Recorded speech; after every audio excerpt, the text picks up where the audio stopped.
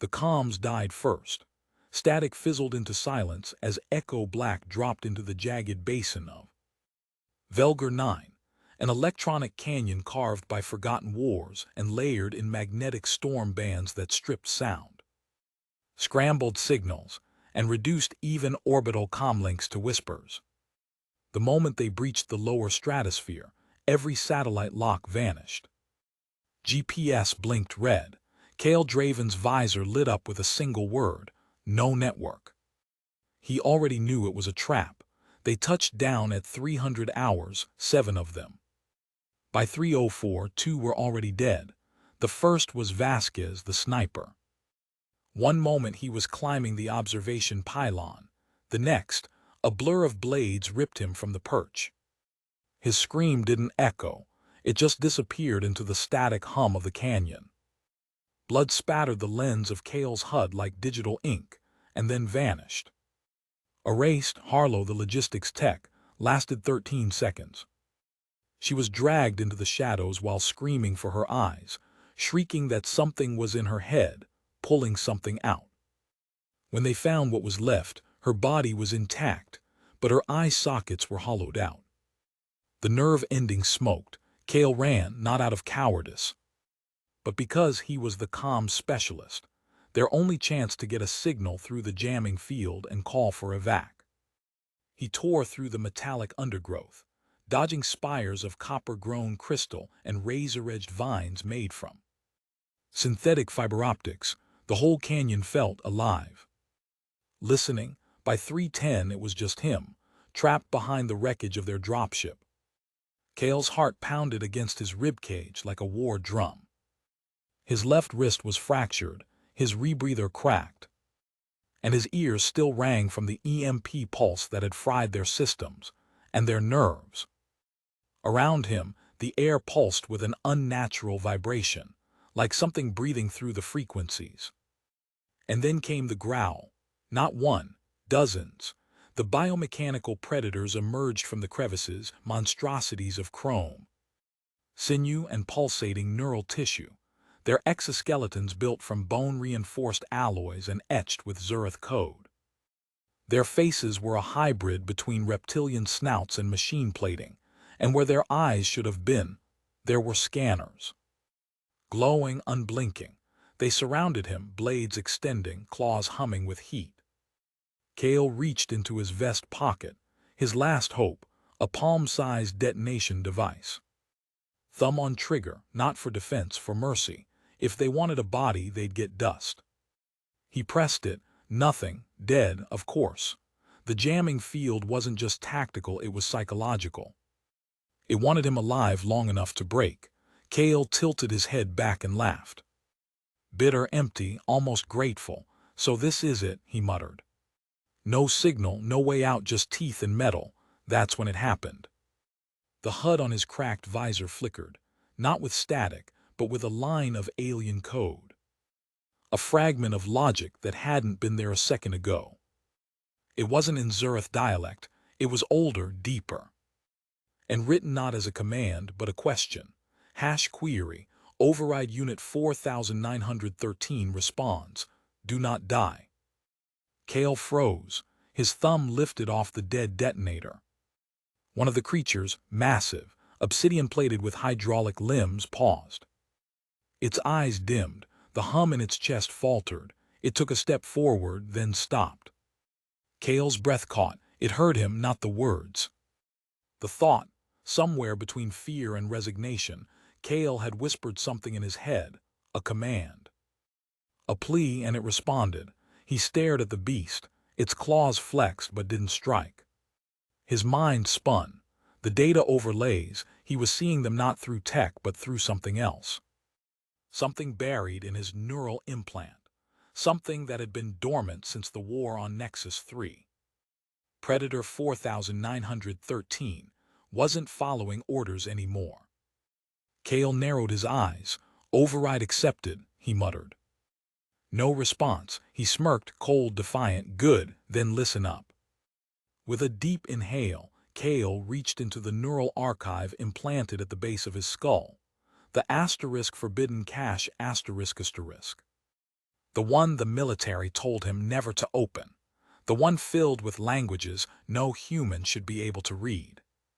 With trembling fingers, he activated the port. His mind flared.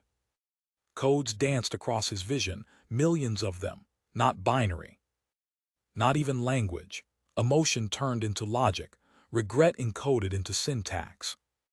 Memory built from sound waves and screams, and somewhere deep within it, they were listening. Kale stood tall. "I don't know what they made you for," he said. "But I know pain when I see it." He looked the predator dead in its scanner eyes. "So let's make them hurt." A low rumble echoed through the canyon, not mechanical, not sonic. It was something deeper. Agreement. Predator 4913 turned to the others. They stopped, then all of them turned to face Kale. No claws, no blades, just silence. Kale's voice, hoarse and hollow, cut through the stillness. "You remember how to obey. Let's see if you remember how to disobey." And then he did what no human was ever trained to do. He opened his mind and spoke directly to the monsters. He had always heard things others couldn't, even as a child. Kale Draven sensed the world differently, not through words or numbers, but through pulses, warmth, subtle flickers behind the static. While others played with toys or chased sunlight, he sat in server rooms, listening to cooling fans and blinking lights like they were trying to speak. His teachers thought it was a disorder. The military saw potential. At 9 years old, he was selected for *** Project Synapse Echo ***, an interspecies initiative designed to test emotional transfer through synthetic neural matrices. The goal wasn't translation. It was communion, through a fusion of neural lattice implants and emotion-coded data strings. The project hoped to breed a new generation of human diplomats, ambassadors who could feel alien thought directly. Kale succeeded too well. He was paired with a captive biomechanical entity, classified as Predator Class Z, Unit 1. It had no name, only a purpose: kill, process, obey. For weeks, they shared sessions in a zero-stimulus chamber. Kale reached out. He didn't command, he didn't fear. He asked, and one day the predator trembled. Its claws dropped. Its breath staggered. A faint electrical tremor passed through the chamber, followed by a psychic pulse that made every scientist watching recoil. The alien had emitted an emotion never once observed in its kind. Grief. Kale had made it cry. The next morning the program was shut down. The predator was relocated. Kale was sedated and evaluated. His results were classified. Officially, he had caused a ***, weaponization deviation event ***, an error. In reality, he had proved a truth no one wanted to admit. Something built to kill could still remember sorrow. To the brass, that made him dangerous. They installed an emotional inhibitor behind his left ear, a governor for empathy, a firewall against unintended connections. From then on, he was told, machines don't talk back. Aliens don't feel, and grief has no tactical value. But the whispers never stopped. As he grew older, the voice of the world grew quieter, muted by the synthetic hush inside his skull. But the machine still hummed for him. Power conduits pulsed in rhythm when he walked by. Abandoned droids sometimes turned to face him. He would brush against an old comms array and hear memories. Leak half-formed sentences, laughter from nowhere, screams compressed into binary static. At 20, he walked away from official service. No medals, no ceremony, just silence, but he didn't fade into obscurity. He became a ghost for hire, a battlefield comms specialist known not for his kill count, but for surviving in places no signal should ever reach. His nickname among the mercenary circuit was Null Whisper. They thought it was a joke. It was. Kale wasn't looking for glory or credits or command. He joined fire teams headed into the worst zones of the war, not for conquest, but for one reason. He was trying to find it. The predator, the first one, the one he had touched, the one who had wept. Somewhere in the chaos, he believed it was still alive, or at least others like it. Units designed to obey, but haunted by echoes they weren't supposed to retain. He didn't know if he wanted to free them or forgive them. What he did know was this: the Zurith hadn't just created weapons. They had manufactured something worse, *** tools that could feel ***. And then, afraid of what they'd made, they buried it under pain and control. Kale wanted to dig it back up. In the silence between gunfire, he listened. In the pulse of damaged drones, he searched for familiar frequencies. Every broken bot was a clue, every dead outpost a breadcrumb. He mapped their paths, he tracked their behavior, he learned that predators didn't choose to kill. They followed command chains, encoded neural impulses from Zurith overseers. And sometimes, when those commands broke mid-battle, the predators hesitated, stared at the wounded, watched the dying not as targets, as something else, something forgotten. Kale once intercepted a distress signal from a rogue predator, garbled, half-corrupted, but inside it a single sequence played over and over. Error, unable to confirm target status. Define enemy. That was the moment Kale stopped running comms for money. He wasn't there to survive anymore. He was there to rewrite the question. Every mission became a chance to get closer, to find a way in. Not through firewalls or protocols, but through memory. Through what the Zurith tried to erase. He no longer believed in the war. He believed in something far more dangerous: redemption. Because if the monsters remembered sorrow, then maybe, just maybe, they could be convinced to stop. And if they could stop, the ones who built them would finally have to answer for what they'd done. So when Echo Black deployed to Velgar 9, deep into known predator territory, Kale didn't hesitate. He didn't expect to survive. He just hoped the machines would recognize him. And somewhere in the stillness of that canyon, just before the death began, he looked to the sky and whispered a single line of code under his breath: override, reconnect. Do you remember me? Because he already knew the truth. Predators don't kill because they want to. They kill because someone tells them to. And if Kale could be the voice they heard instead, what happens, he wondered, if I tell them something else? What if I tell them to forgive? The corpse was still warm when they dragged it into the analysis tent. Even in death, the captured predator radiated a low-frequency hum, barely detectable, like the last echoes of a dream slipping away. Kale stood over it, visor removed, neural cable threaded from his skull port into the back of its torn cranium. Most of the others wouldn't go near it. Not after what it did to Ray's, ripping the man's exosuit apart with its bare hands before falling to a plasma shot through the throat. But Kale wasn't here to avenge Ray's. He was here to understand. A thin stream of data began flowing into Kale's mind, nonlinear, corrupted, tangled with embedded trauma loops and command feedback. Most of it was standard neural structuring: fight, track, kill, obey. But buried deep beneath the layers of tactical routines and environmental conditioning, Kale found something else. Not code, imagery, flickering, fuzzy, overwritten again and again, but still there. Like someone trying desperately to forget and failing.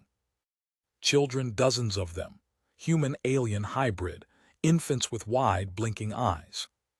Soft coos, laughter warped into silence, then screaming. Not in terror, just a single, universal cry for help. And over it all, a single overlay phrase repeating: target, presentient life form. Directive, erasure. Kale yanked the cord from his head and stumbled back, bile rising to his throat.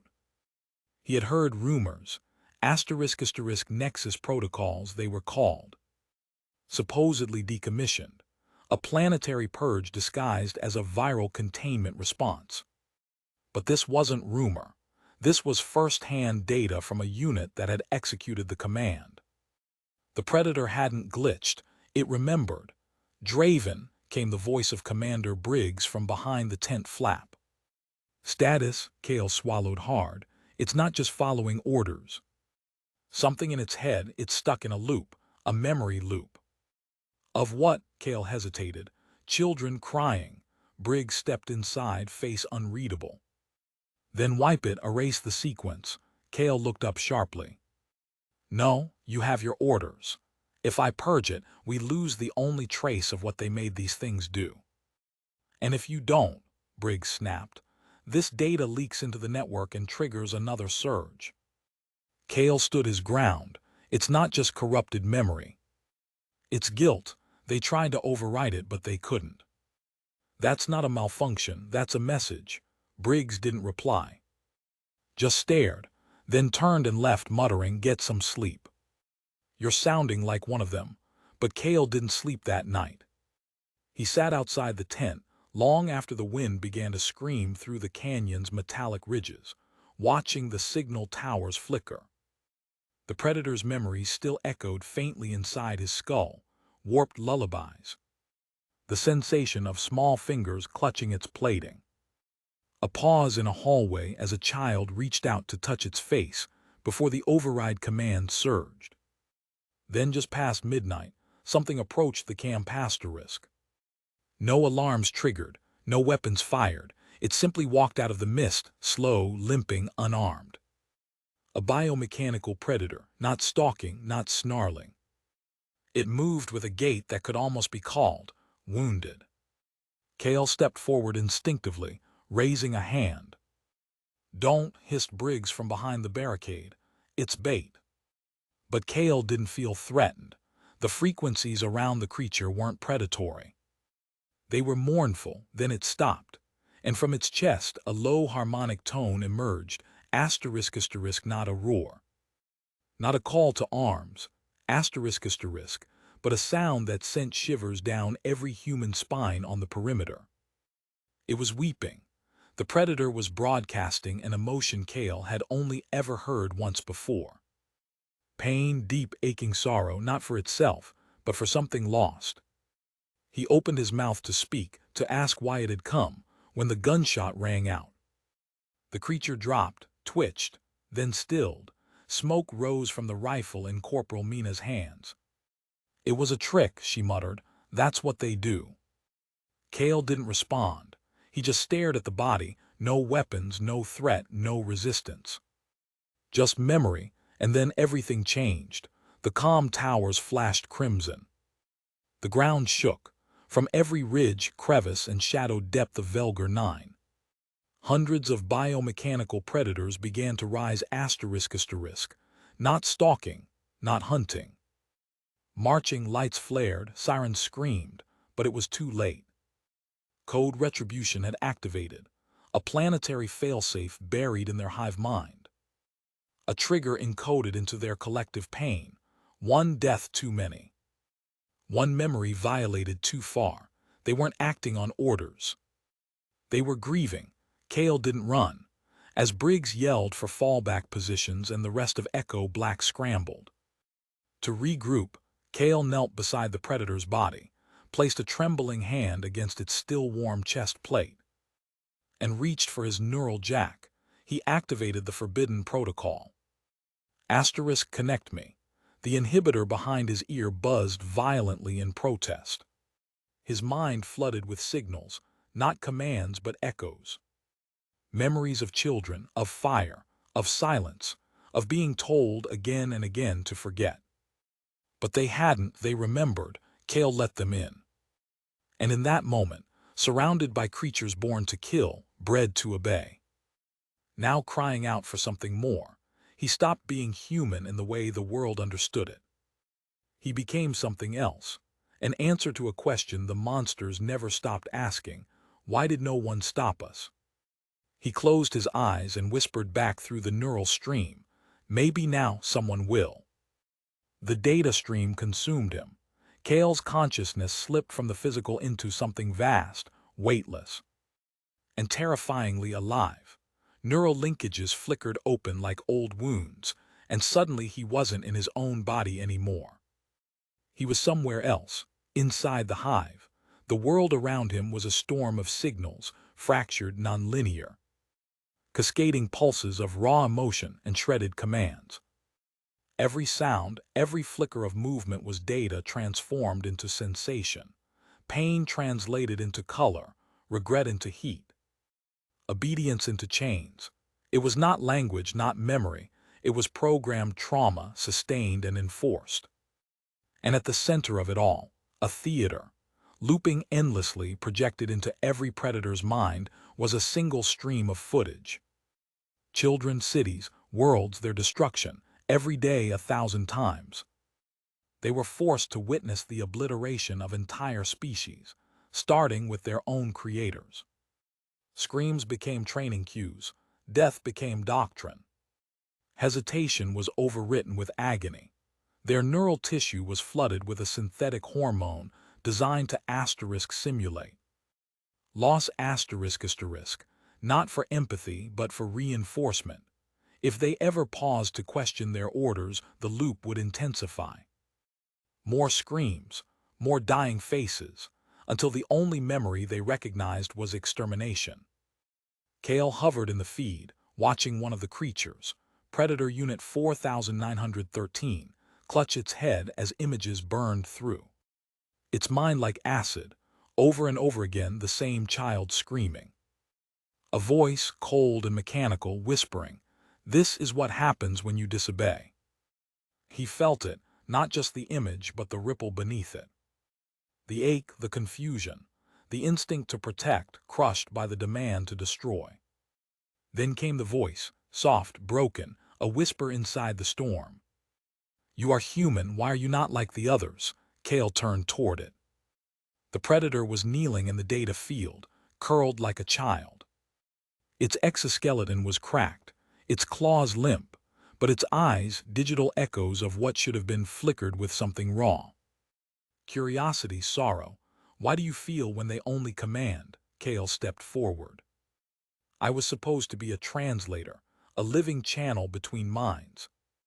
He paused. "They tried to overwrite me too, shut me down. Make me forget, but they missed something." "What?" Kale's voice didn't rise. It trembled with exhaustion.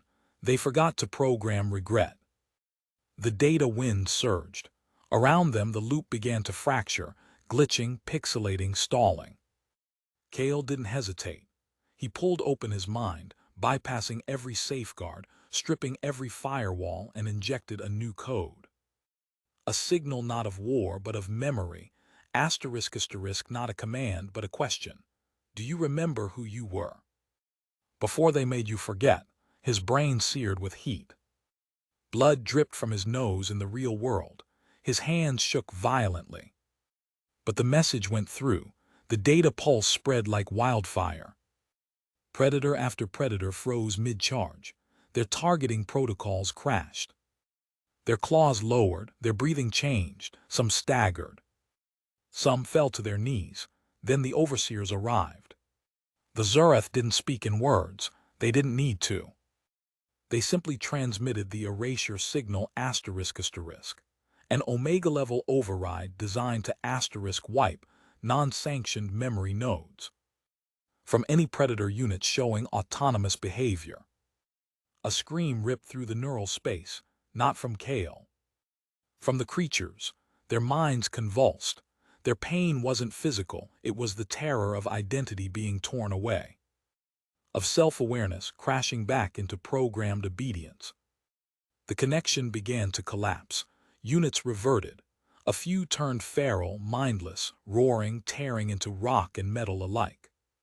Kale couldn't let them fall back into silence. If he let go now, everything they'd remembered would vanish. There was only one option left. He would hold it himself. Kale opened the deepest node in his neural lattice, the master conduit. Normally used only for command sync in high-level network warfare. It wasn't meant for organic processing. Certainly not for asterisk storing the memory architecture of an entire biomechanical army. But he did it anyway. He tethered his mind to theirs. He became their backup. The neural pressure was instant and blinding. His vision shattered. His hearing vanished into a rising scream. Blood poured from his ears, his spine arched, his heart stuttered. But still he didn't break the link. In the storm of collapsing identities he screamed, "I am not your God." His voice echoed through the hive field, raw and ragged. "But if you need a gate, if you need a vessel for the pain they burned into you, asterisk, then I'll be the scar they couldn't erase." All at once the shrieking stopped. The predators froze again, not in confusion but in recognition. The memories were safe. He had taken them all, and with that the link severed hard. Kale collapsed. His pulse was faint. Neural scans read dangerously unstable. His brain waves shimmered with foreign code, flashing constantly through sequences of names, places, children, screams. But in the distance, something had shifted. The overseers, sensing loss of control, began to withdraw. Their override failed. The predators didn't follow. They stood silent, watching, not acting, not killing. Just breathing. Kale lay there, trembling, heart stuttering in uneven rhythm, knowing one truth above all. He hadn't saved them. He had only reminded them what being broken once felt like. And somehow that had been enough. Silence had never felt heavier. Kale lay on his side, lungs rattling, vision reduced to shadows and blurs. The blood leaking from his ears had dried into dark trails across his cheek. His neural port sizzled with residual charge, still glowing faintly from the overload. But he was alive, and he was not alone. All around him, the biomechanical predators stood still, hundreds of them. Their claws were sheathed, their eyes dim, their breathing low and synchronized. Like some great metal forest inhaling in perfect time. And in front of them one stepped forward, not the largest, not the most fearsome, but the first, Predator Alpha. Its armor bore ancient scarring, codes etched in a dead dialect, faded like fossils. Where others radiated tension, Alpha radiated gravity. Age, memory, and now voice, not spoken, not electronic. Neural, the thought entered Kale's mind not as words, but as sensation. A shape carved in emotion, pushed gently through the fog of his failing cognition. We do not remember our creators' faces, but we remember the feeling when someone said, "You don't have to kill anymore." Kale's lip quivered. He pushed himself up, every nerve screaming. His eyesight was nearly gone now, light fractured through milky veils, but the voice in his mind was clear. "And I was that child," he whispered aloud, "the one who said it." Alpha stepped closer, a silence stretched, alive with weight, expectation, memory. Near the canyon's ridge, the last surviving Zurith overseer crawled from the wreckage of a downed skiff. Its armor was cracked, its limb actuator sparked. It raised a beacon, desperation etched into every motion. One signal would be enough, one pulse and reinforcements would return.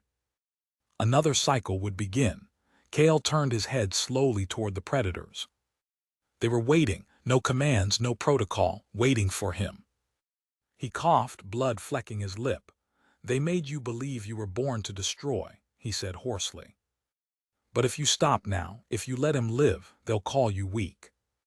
Another pause, then Alpha spoke. "No, they will call us human." The neural link surged, not violently, but like the soft hum of systems shutting down for the first time in a century. One by one, the predators looked at the overseer and turned away. No killing, no vengeance, just a choice. Kale's knees buckled. The strain of carrying their memories, of holding the link too long, had torn something loose inside his brain. Blood returned, hot behind his eyes, his vision flickered. Darkness closed in, but he smiled, not because they had won. Not because they had spared, but because they had *** chosen. As the overseer scrambled to flee, the predators began powering down, not dying, just disconnecting, severing their battle code, letting go of the identity forced upon them. A network of war finally gone silent, Kale collapsed backward. His thoughts blurred, fractured. He couldn't see the sky, couldn't hear the wind, but he felt peace, something distant, foreign. Something he had never been programmed to expect, and just before unconsciousness took him, a final thought rose like a flare in the darkness. I didn't save them. I just dared to ask if they still wanted to be monsters. Then the black took him, soft and deep, and for the first time in decades, the battlefield did not echo with screams.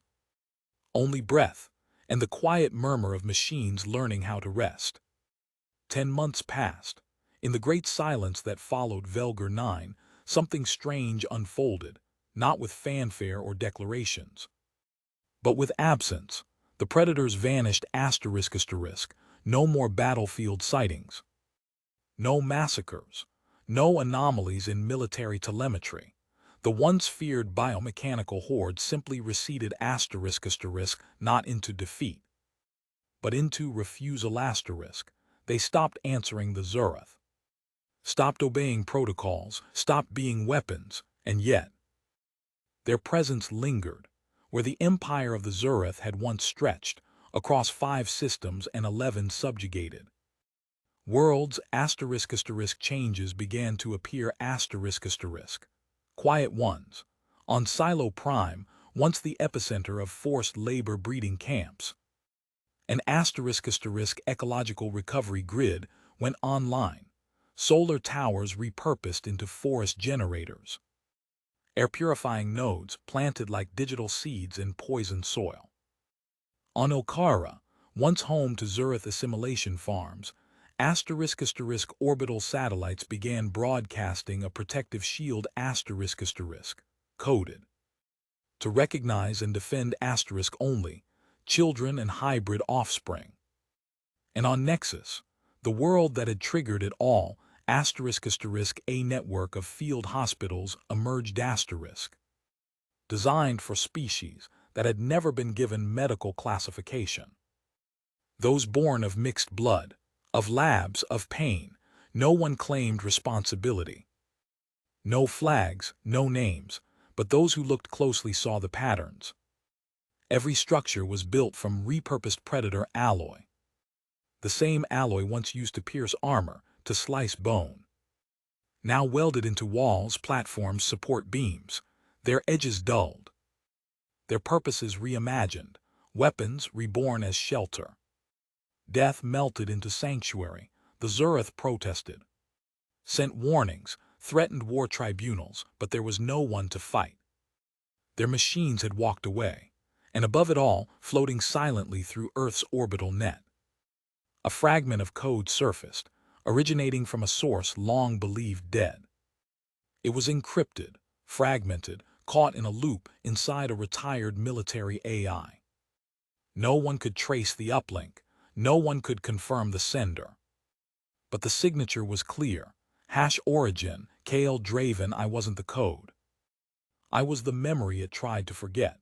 On Earth, he was listed as missing in action presumed deceased, but somewhere far from the grid, in the orbit of a forgotten moon, Kale was very much alive. Or rather, something of him remained. He no longer spoke. The neural backlash had shattered his linguistic centers. Words had slipped away like dust through an open hatch. Doctors tried cortical retraining, voice synthesis, even dream language stimulation. Nothing worked, but Kale didn't seem to mind. He communicated in images now. On the walls of the rehabilitation dome where he lived, wrapped in silence, watched only by wind and stars, Kale painted. Not with color, but with motion, etching line by line, pattern by pattern, as if the memories inside him could not rot, only reshape. Each wall became a living archive, predators, each one distinct. Not just armor variations, but posture, emotion, eyes not of rage but reflection. Children drawn in soft curves, often reaching upward, always standing beside the monsters. Maps, star systems crisscrossed with arcs of light, not invasions but journeys. Places where pain had been seeded, and places, maybe, where it had been asterisk planted differently. He never explained, he never needed to. Visitors came. Scientists, survivors, students, they watched. Some tried to interpret. Most simply felt, and in time the dome was renamed, the archive of unspoken things. No signs, no ceremonies, just Kale still drawing day after day, preserving a history not with data, but with remembrance through action. One visitor, a child born of hybrid genetics, once asked through a translator, "If you can't talk, how do you tell us who you were?" Kale simply pointed to the wall. To the predator curled beside a child, to the scar in the sky painted like a gate, to a line of code etched into stone, not in language but in feeling. Monsters aren't born. Sometimes they just forget to stop being afraid. And below it, barely visible, memory doesn't need to be remembered. It only needs someone to live by it. 10 years later, the lecture hall sat in near silence. Not because the topic was boring, far from it. The students here had come from across the galaxy, each with different blood in their veins, different wars in their history, and different ghosts trailing just behind their questions. The course was called War and Ethical Memory. It was taught by a man with only one eye. The other, a pale synthetic orb, flickered faintly with residual neural feedback, permanently scarred from an incident that had become myth. His gait was slow, his voice worn thin like the edge of old steel, and yet, when he entered the room, the silence became reverence. Kale Draven had no titles, no rank, no medals, only memory, and one of the students, young, blunt, and sincere, raised her hand with the kind of question that only youth can ask without apology. If you could control them, if they listened to you, why didn't you just make the predators destroy the Zurath? The room shifted. Not tense, curious, expectant, Kale didn't speak at first.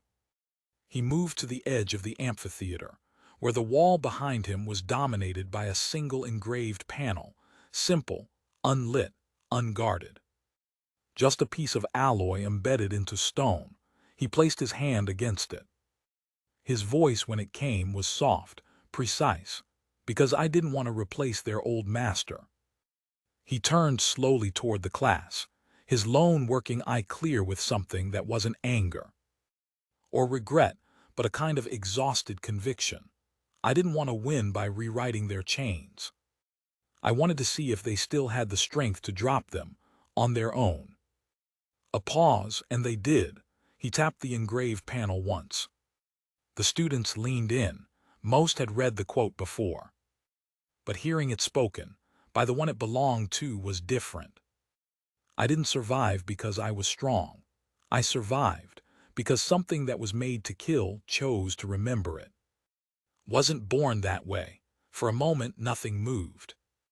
Even the screens around the room dimmed slightly, as if the AI systems themselves had grown quiet in respect. Kale walked slowly back toward the center of the room. He looked at each student, not for recognition but for intention, as if trying to measure what each of them might do one day, when memory collided with war again. "You will be taught," he said, "how to use history to justify action. But I'm here to warn you, some memory isn't meant to be weaponized. Some memory is meant to be forgiven." He stopped, breath uneven, then added more quietly, "And some monsters don't need your commands. They just need someone to ask the one question no one dared to before." Another hand raised, tentative. "What question?" Kale smiled, tired but honest. "Don't order the broken. Be the first to ask them do you want to live differently?" He let the words linger. Not for applause, not for validation, but because he knew they would stay. The students scribbled notes. Some looked shaken, others inspired. One or two simply sat in stillness, as if they could feel the faint echo of something ancient pulsing in the room. Not code, not war, something human, and as Kale stepped off the stage, slow, limping, but upright, he passed beneath another engraving at the exit of the lecture hall. It wasn't signed. It didn't need to be. Being human was never about rewriting code. It was about refusing to become a virus,